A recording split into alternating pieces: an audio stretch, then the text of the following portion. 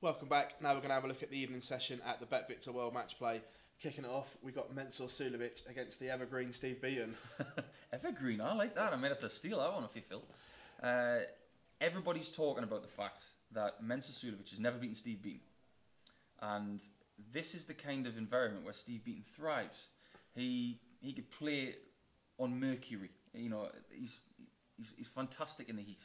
And the fact that it's going to be warm in there this evening doesn't make any difference to Steve.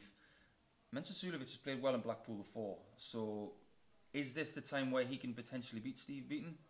I think it's probably his best opportunity to do that, considering what he's done over the last few months. Obviously, winning at not Leverkusen, at Schalke, yeah, and winning the Danish Darts Open as well was a big thing for him to get his second European title. Can he beat Steve Beaton? Yes, he can. Will he? I'm not so sure, you know. Everybody's got their mental block against somebody, and this could be Mensa Sulevic's. It's a tough one. I think the start in this game is absolutely huge because Mensa seems to get better as games go on. Yeah. If he can live with Steve early doors and be level, only a leg down, maybe going into the second break, I think he's got a massive chance. Sulevic has this knack of being able to frustrate players with great play and almost a ballet style of technique. But that doesn't seem to affect Steve Beaton whatsoever. He just gets up there and gets on with it.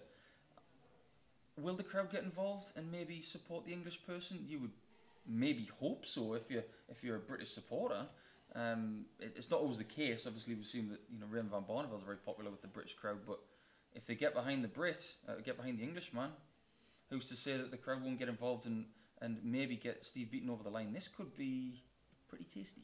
You've forgotten one thing in all this: Mensa mania. Yes, yeah. I suppose. He's won some big tournaments in the last 12 months, Mensa Suljovic, and he's no spring chicken. No. But he puts in hours. Yeah. Proper hours on that dartboard. And the format of best of 19 does suit the players who are willing to put in those hours. And does he put in more hours than Steve Beaton? Yes, he does. So will he be fitter for this game? He's got better winning form, of course. That's what makes it so intriguing. That's why we keep talking about the undefeated record of Beaton against the guy who's playing better right now. It's gonna be a juggernaut at 7:15 tonight. Now, the game of the first round for me, Gary Anderson against a rejuvenated Stephen Bunting. Now, I know Gary doesn't watch darts, but do you think he might have known the result and been sat in his hotel room with a little smile last night? Well, I'm not really sure what his face would be like. He does a lot of smiling, does Gary, at anything, but his manager Tommy Gilmore would have had a little elbow in his ribs last night. Gary Anderson against Stephen Bunting is a delightful game of darts to watch, especially right now. Gary, of course, in winning form. He's been playing some solid stuff this year. He'd be disappointed that he only made the semi-finals of the Premier League. I know that for a fact, and disappointed not to win the World Cup. But the way he played in Vegas, that made me sit up and take attention, because I think Gary may be earmarking a big title for this year. We've already spoken before the tournament began about how much he wants the Grand Slam, but with Michael going out, does that make Gary think, well, hang on a minute, this is mine now. I'm the best player in this field. That's probably what he's saying to himself. Can't underestimate Stephen Bunting right now. He is playing so well, and it's great to watch because Stephen is one of the most well-liked guys on the circuit. No, definitely, he's reinvigorated himself. He was talking about walking away, but he's really knuckled down, and he's almost back to that lakeside winning form. Yeah, I've known Stephen quite a long time, since he was a kid, and he was always very confident as a kid. As he got older, he matured into this wonderful example of a darts professional, and we obviously know about his troubles last year when he was thinking about walking away. But you are judged by how you get off the canvas, and the way he has got himself up and back into this kind of real dangerous form is a testament to just how much of a brilliant professional he is. And he'll be ready for this game. He'll be getting his earplugs in, and he'll be trying to focus on spoiling the Gary Anderson party. This could be a very good match indeed, and for two guys that know each other very well. I think lots of 180s, and I think Gary will nick it just. I think that big stage experience will do. I know Stephen's played on stage a lot, but not a lot recently in comparison to Gary. It could boil down to the amount of 180s that Gary hits, because Stephen himself has been scoring very heavily in the last couple of months, and I'm still amazed that he's only won a couple of titles in the PDC. He should have had probably way more than that. but he will get more in the future. But as far as tonight is concerned, this boils down to how Gary scores. If Gary scores heavily, he wins. If Gary has one of those nights where he hits too many 99s and tons, Stephen might nick it. Definitely. From there, we've got the world champion, Rob Cross against Merv King. Again, this intrigues me, this game, because everyone, well, Rob's going to beat Merv. But Merv's back in the winnings enclosure. He's got that winning feeling again, and he just doesn't seem to go away. No. Mervyn, ever present, ever since he joined the PDC in the World Matchplay, himself and Steve Beaton, you've got to applaud the old school dynamic English duo of constantly making it to Blackpool, and it'd be really weird to see them not here. But Mervyn King has played some very good stuff this season, and let's not forget that Mervyn King's won just as many titles since the World Championship as Rob Cross has. Yeah. And when Rob Cross got his first one, he beat Mervyn King in the final.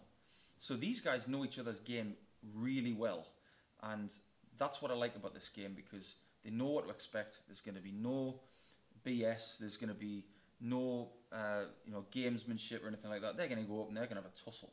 And what I love about where people stand on the hockey, it's something that a lot of people don't talk about. When you play Stephen Bunting, you've got to really dodge him. He stands really far over. Absolutely. And you're told that you have to go off to your right when you take the darts out. So when you play Stephen, you've got to, snake around him a little bit. With Merv, though, stands way to the other side, and you've got loads of room to breathe. And I know Rob likes that. He likes to just feel comfortable up there. Played really well here last year, Rob Cross, with the infamous saying to Adrian Lewis, "I'm going to take your spot," and he did. Yeah. What's he going to do this year? Well, again, he's one that's thinking, hang on a minute, I can go and win this, and then he'll hold the two biggest ranking titles. He made the prediction on another show a couple of months ago, speaking to Dan Dawson. He said, "I'm going to win 3 majors this year." He hasn't got any yet, and he earmarked this one as the first one. So it'd be really, really interesting to see if he comes up on that promise. No, definitely. Last game of the night. Again, I think this will be an absolute cracker. We've got Raymond van Barneveld against Kyle Anderson. And again, I'm going to call it now. I'm going for the upset. I'm going for Kyle as well. Purely on the fact that I follow Raymond on Instagram, and he's barely touched a dart in the last month. No. Since the World Cup, where he played really, really brilliantly. Mind you, so did Kyle at certain spots. But has Raymond put in the work since he's got back from America, where he spent a lot of time? I'm really not convinced that he has. But one thing about Raymond is that he's able sometimes to just pick up a set of darts and run with them. Will he be using the same stuff as he did at the World Cup? We don't know that either. There's a lot of unknowns about Raymond. And I see the price of Kyle Anderson winning this game at 2-1 as a fabulous price. Unbelievable. I love it. I mean, obviously as a current player, we aren't allowed to bet, and I don't bet. But if I was a punter, I'd be looking at that with bright eyes, because Kyle loves playing in Blackpool. He likes the heat. I mean, he's from Western Australia. This is cold to him. Yeah. I know he might have acclimatised to living in the UK, but he'll get up there, and this will be a good game. And again, they know each other's games really, really well. They've played each other in World Series, they've played each other in Pro Tours and European Championships and stuff like that. Kyle will be very much thinking, I think I can take Raymond here. Again, Barney's probably the best front runner in world darts. Even cold, he's probably, if he gets in front, he's got that demeanour and swagger. But if Kyle can get into him early, and if he's level, or it's a real gritty game, I don't personally think Raymond's got the heart anymore to dig in. Kyle's got to somehow make Raymond shake his head. Whether he makes him shake his head, or whether Raymond does something to make him shake his own head, that may be the key after about 8 or 9 legs. We have to talk about the break structure after 5 and 10 in this first round. It has been pivotal so far, even after one session.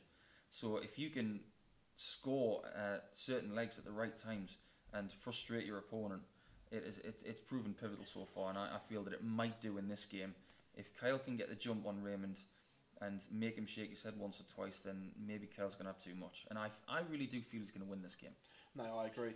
So there you are, folks. That's our take on today's action at the BetVictor World Matchplay. Hope you like it. Drop us a comment and let us know what you think.